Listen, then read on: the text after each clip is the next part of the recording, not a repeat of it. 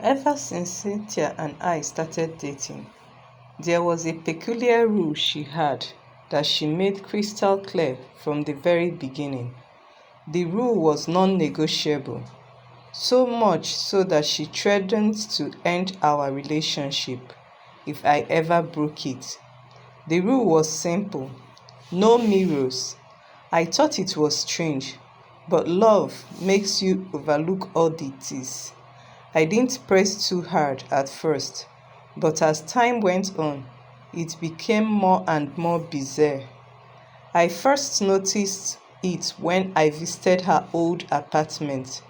Cynthia's place had a certain charm, but something always felt off. One day, I realized what it was. There were no mirrors anywhere, not in the bathroom, not in her bedroom, nowhere at all. At the time, I didn't think much of it, chalking it up to personal preference. But when she moved in with me, things started getting weirder.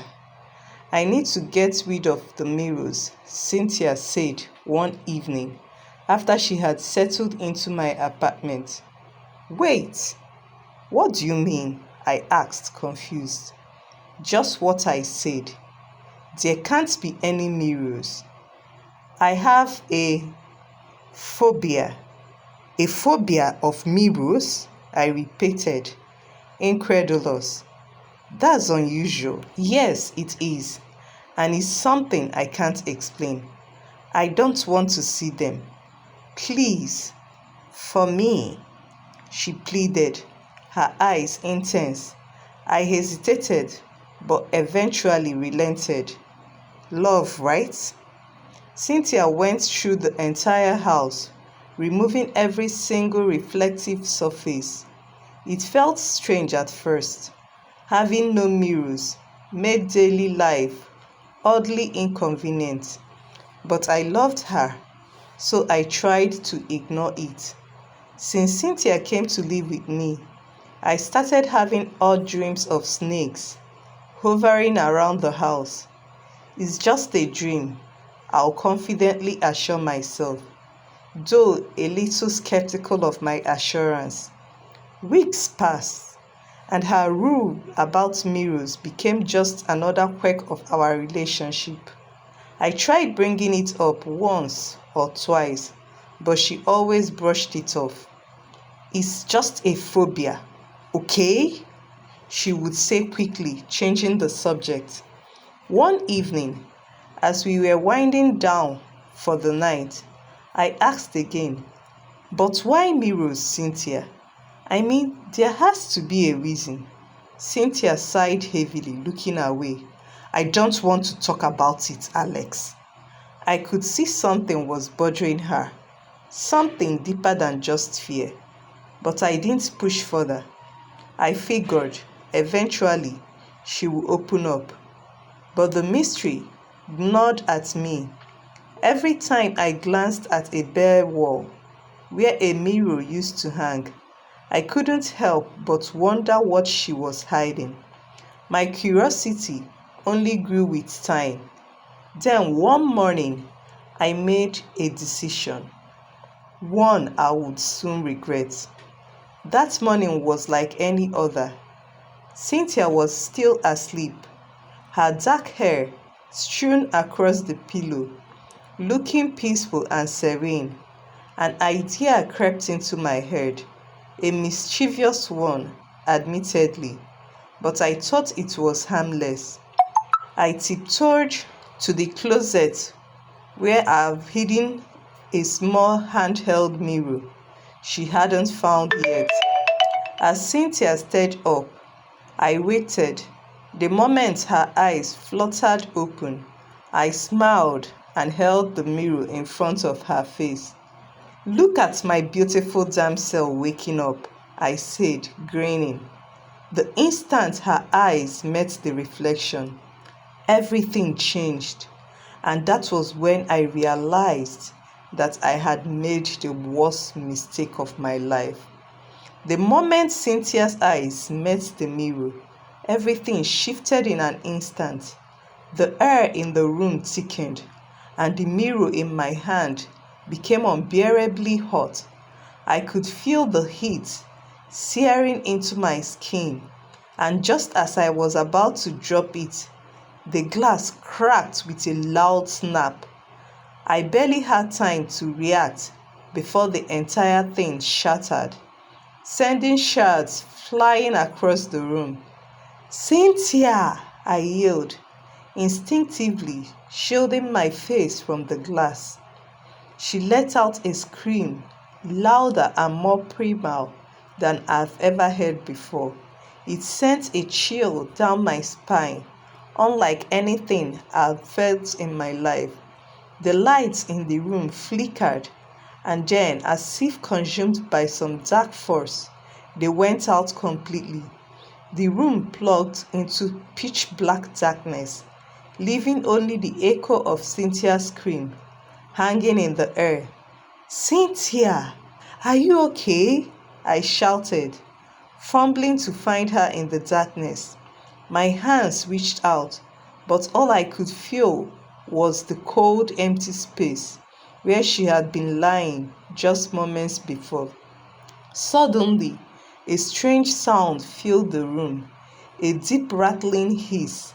My heart raced, and as my eyes adjusted into the dimness, I could make a shadowy figure on the bed. But something was wrong. The figure that now sat up from the sheets wasn't Cynthia. The figure that rose was frail, with long bony fingers gripping the edges of the mattress. My pulse quickened as I strained to see in the near darkness. Slowly, the figure turned towards me, and my breath caught in my throat. "Cynthia," I whispered, though I already knew the answer. The person on the bed wasn't Cynthia anymore. The once vibrant woman I loved had transformed into something far older, far more terrifying. Her skin, now pale and sagging, clung tightly on her bones, and her hair had turned brittle and white. Her eyes, once warm and kind, were now sunken and filled with a cold, eerie light. "Alex," the voice came from her, was hoarse, brittle as though it hadn't been used in decades. You didn't listen." I'm sorry," I stammered, backing away. "I didn't know. I thought it was just a phobia. Cynthia, please." She rose from the bed slowly, her frail body trembling with every step. "You were warned. Over and over again. You were warned, but you didn't listen." My back hit the wall, and I could feel the cold sweat beading on my forehead. "Warned? What do you mean? What is happening to you?" Cynthia's old skeletal form moved closer, and her eyes locked onto mine. They were filled with a mixture of anger and something else, something darker, more ancient. "You broke the charm. You broke the spell that has protected me all these years. Now, I must pay the price." "Price? What price? What are you talking about?" My voice trembled with fear, but I couldn't stop the words from spilling out. "I didn't mean to break anything. I didn't know." She smiled, then a twisted, bitter smile that made my blood run cold. "Oh, Alex, you have doomed us both." Suddenly, her body began to convulse, her limbs twitching unnaturally. Her frail hands clutched at her chest, and she let out a low, guttural groan. I watched in horror as her body started to change. Her legs fused together, the old wrinkled skin turning scaly and dark. Her arms thinned and elongated, becoming sinuous and snake-like. Run, she hissed, her voice barely unrecognizable. Run while you still can. But I couldn't move. I was frozen, rooted to the spot by sheer terror as I watched her transformation unfold before my eyes. Her once human body was now twisting and contorting into something monstrous. The old frail woman had once been Cynthia was disappearing, replaced by a coiling massive form of a python. Her eyes, glowing a sickly yellow, were now fixed on me. You have unleashed the curse, Alex, and now you must pay. I tried to scream, but no sound came out. My entire body was paralyzed with fear as the python silted towards me, its enormous body sliding across the floor with a sickening hiss. Its tongue flicked out, tasting the air, and its massive head reared back, preparing to strike. Cynthia, please, I begged, pressing myself against the wall. You don't have to do this. Her voice, now more serpent than human, echoed in the dark room. It's too late, Alex. Far too late. You should have listened. I watched, helpless, as the python's massive form coiled, its dark scales glistering in the dim light. The room felt suffocating, the air thick with a sense of impending doom. The snake's head hovered just inches from my face, its eyes boring into mine. This is your fault, the voice hissed, low and venomous. You broke the one rule, and now you pay the ultimate price. Before I could react, the python looked at me, its jaws wide open, aiming straight for my face. The giant python launched itself at my face with terrifying speed, its massive jaws wide open, ready to sink its fangs into me. My heart pounded in my chest, adrenaline surging through my veins. Instinct took over, and I ducked just in time. The snake missed me by inches, its powerful body crashing into the wall behind me with a loud thud. I didn't wait to see what would happen next. Without thinking, I bolted towards the door, my mind racing. The sound of the python sweltering behind me was deafening. Its body moved with alarming speed, and I could hear the hissing sound of its tongue flicking in and out as it tracked my every move. Run, Alex, I whispered to myself, as if saying the words aloud would give me some kind of urge over the nightmare chasing me. My legs carried me through the house faster than I ever run before, but the snake was relentless, hot on my heels. Every time I glanced back, I could see its massive coiled body moving closer, its yellow eyes fixed on me with terrifying focus. The creature was relentless, and I knew I couldn't outrun it for long. I darted into the living room, my breath coming in short, panicked gasps as I rounded the corner. My foot hit the edge of the coffee table, sending me tumbling to the floor. Pain shot through my ankle, but I didn't have time to dwell on it. The snake was closing in fast. My mind raced as I scrambled to get back on my feet, and then I remembered something that had been sitting on the shelf, gathering dust for months. The small vial of anointing oil that my grandmother had given me years ago.